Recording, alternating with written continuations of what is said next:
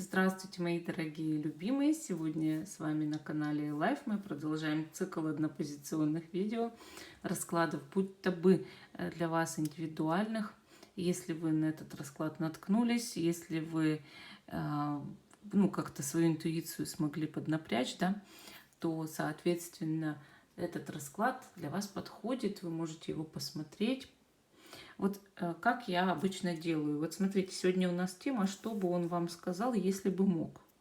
Вы загадываете человека, и я даю на выбор два камушка. Вот я сегодня эти камушки купила. Один из них яшма, такая коричневая яшма, а второй корнелиан. И вам нужно выбрать вот из этих двух камней, какой я загадала. Это не панацея, это не обязательно, что вы вот выберете не тот камень, и вам смотреть расклад нельзя. Можно, если особенно вы сомневаетесь в своей интуиции, вам нужно все равно как-то почувствовать, ваш это расклад или нет. Если вы начали его смотреть, допустим, несмотря на камень, почувствовали, что он не ваш, ну что ж. Если, несмотря на камень, вы начали смотреть, чувствуете мой, но почему бы и нет? Да? То есть вы загадываете человека, спрашиваете у карт, что бы он вам сказал, если бы мог, и выбираете один из камней, просто проверьте свою интуицию, как она у вас работает, да, и все будет нормально. То есть это не обязательно, что если оно у вас не сработало, вы не смотрите это видео. Можете посмотреть. Итак, яшма или корнелиан? Я выбрала корнелиан. Я выбрала вот этот камушек. Он очень интересный, я его поэтому выбрала изначально. И, кто угадал, значит, у вас интуиция очень хорошая. Ну и расклад, да. Смотрим, несмотря на то, может быть, даже, что вы выбрали этот камень или яшму, потому что, может быть, этот расклад для вас резонирует, и вам он понравится. Гадать я буду на Таро «Ночные стражи». Замечательная колода. Вот она прям такая хорошая, говорящая, добрая. Она мне очень нравится. Колоды я покупаю в Европе. Очень многие. Вообще у меня большая коллекция колод. Их больше 650. И, соответственно, вот часть из них, последняя, большая, много уже куплено в Европе. Поэтому они все, конечно, на иностранном языке, там, да, то на английском, то на немецком, то на французском, то на испанском. В любом случае, слушайте меня, да, слушайте меня. Так, у нас тут карта выбивается из колоды. Вот смотрите, двойка мечей, лягушка, да. Лягушка тут у нас болтается. Я вам так скажу, что карта, конечно, показывает какие-то ваши сомнения, она показывает состояние в этих отношениях некоторого выбора. Например, простить и отпустить или держаться дальше. Вот как лягушка держится, да, держаться дальше. Поэтому карта тут засигнализировала. Мне кажется, в этом суть. Давайте посмотрим, что бы он сказал вам, если бы мог этот человек. Сдвинем 3 раза. Вы ко мне пришли. Чай, кофе. Потанцуем. Сидим в хорошей такой обстановке. Все классно. Вот.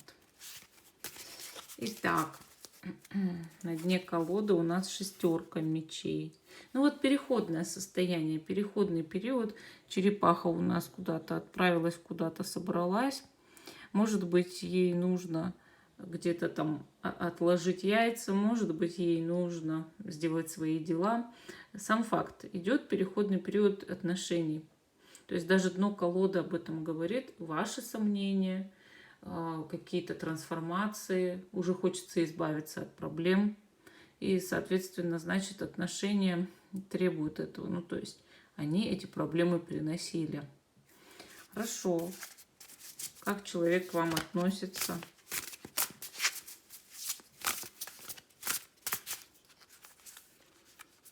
Хочу вот эту карту. Его отношение, чувства к вам. 5 кубков. Вот опять же, да, есть печаль у человека в душе и чувство вины, какое-то раскаяние, переживание. А вообще вот эта моль, видите, она прям таки с черепушкой, она траурная моль. То есть человек даже как-то оплакивает прошлое этих отношений, сами отношения. У него есть 2 целых кубка, на которые еще можно надеяться. То есть какие-то проблески надежды остались. Но у человека также много переживаний по поводу 3 разбитых кубков. Он их уже, так скажем, похоронил. То есть он понимает, что вот уже чего-то такого, что было раньше в отношениях изначально, не добиться точно. Ну, например, подорванное доверие. Когда ты подрываешь доверие другого человека, который доверял тебе, который любил тебя, который надеялся на тебя, ты отдаешь себе отчет в итоге, сначала были бездумные, да, поступки, а в итоге отдаешь себе отчет в том, что этот человек может тебе никогда больше не поверить. Что-то осталось, ну, например, там, не знаю, сексуальное притяжение, общие какие-то разговоры, знакомые, что угодно, дети, но доверие его невозможно вернуть, заслужить. Бывают люди вместе кого-то что-то теряют. Это еще разбитый кубок, да. Бывает такое, что человек совершает непоправимый поступок. Например, ударил вас. Вот он вас ударил, этого не исправить никогда. Это уже невозможно ни замазать, синяк замажется, но это никогда не замажется. То есть бывают поступки, которые невозможно устранить уже из жизни. Все, они прописаны. И вот этот человек оплакивает сейчас, у него есть это вот такое вот внутреннее состояние, да, что я понимаю это. Ну, то есть это каждый человек, по сути, внутри себя понимает и осознает, когда вот он что-то делает неправильно, ему приходит это осознание со временем. Вам это нужно помнить всегда, когда вы что-то делаете, да. Хорошо, давайте посмотрим его мысли. Тут у нас паж мечей. Мысли острые, недоверие есть. Недоверие к вам, недоверие к себе. Понимает, что между вами могут быть какие-то склоки, да, склочные такие состояния.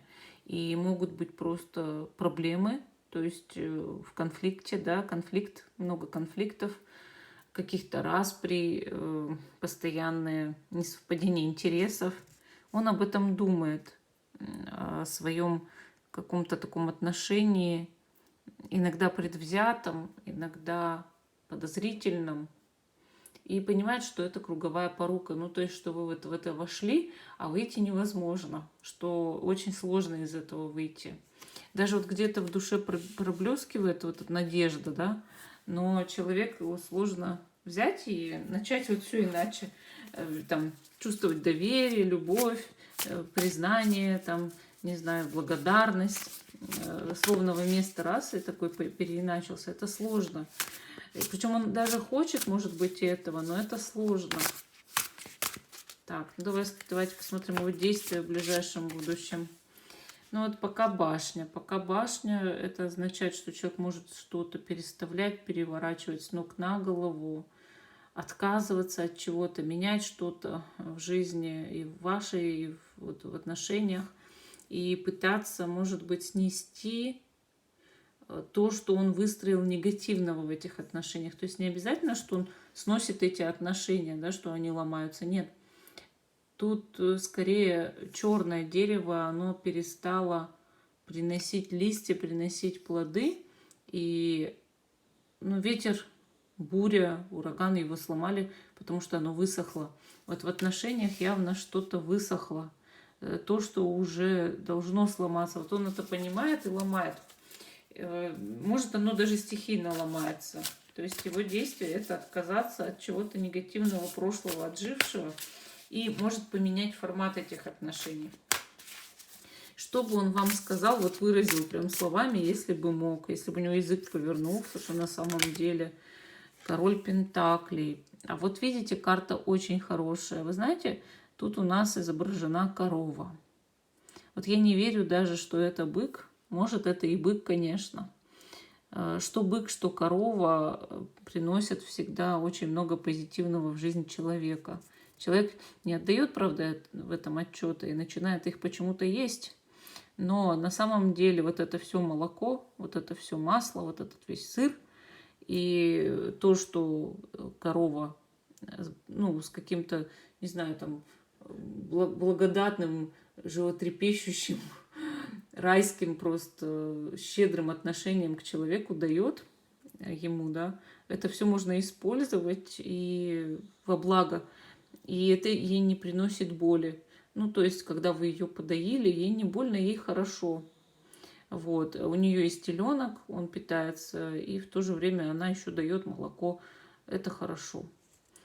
Если вы поступили плохо и отобрали у нее там теленка или ее жизнь, это плохо. Вот. Но вот что бы он вам сказал, да, вот, во-первых, это все-таки символ матери и отца. То есть у человека есть к вам семейное отношение такое, вот, даже если вы не были никогда семьей, если вы не были никогда в серьезных отношениях, у него к вам есть серьезные отношения, как будто бы вы его семья. Есть благодарность, есть, вот он понимает, что вы щедрый человек. Даже если вы получаете в ответ боль, вы все равно щедрый человек, как эта корова или как этот бык. Вот понимаете, бык, он у нас работает, он тащит огромные вот эти вот штуки, которые пашут землю. Корова дает молоко. Они щедрые животные, щедрые. А вот взамен они получают только траву и, ну, сами понимаете, да. И здесь вот он это понял как будто бы. Вот что бы он вам сказал, да? Что вы были очень щедрым человеком, вы дали ему как будто бы все, ну, вот свою доброту, может быть, заботу, любовь, внимание. А он в ответ мог наградить вас тем, чем мы награждаем быков и коров. Честно.